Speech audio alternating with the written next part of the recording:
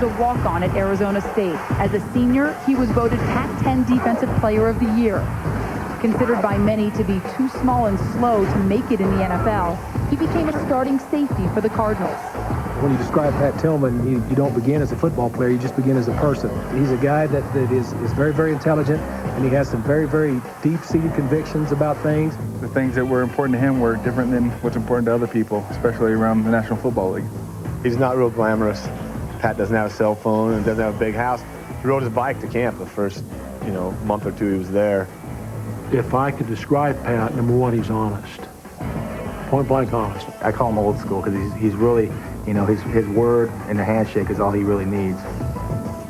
I know the fiber and fabric of Pat Tillman.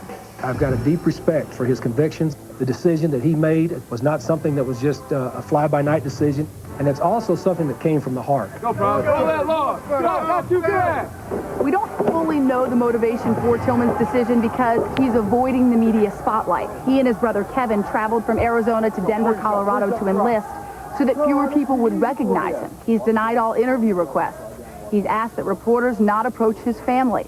He's even asked the Army to exclude him from its publicity. It's clear he does not want any special attention. He told me, that the reason why he doesn't want to do any interviews because it makes him look, like he's more important than, a truck driver or a young kid who's given up, 3 years of his life to go fight for his country.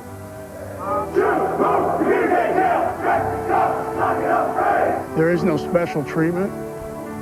Once you step in here and your hair is removed from the top of your head and you put on this uniform, you are equal to the man to your left, right, front, and rear. Regardless of what you did before you volunteered to join the Army, it has no bearing on the way you're treated here. Pat now routinely works 18-hour days for just over $15,000 a year. And in typical Tillman style, he set his goals high in the Army as well. Upon completion of basic training, he will continue in hopes of becoming part of the Army's elite strike force, the Airborne Rangers. They're the guys that are going to do more and ask for nothing in return. And that's what truly sets them apart. Less than half of those who try actually become Rangers. And if Pat is among them, he could be deployed into combat as early as January. I respect him, and I respect his decision. You talk about all these heroes today. Pat Tillman's really my hero.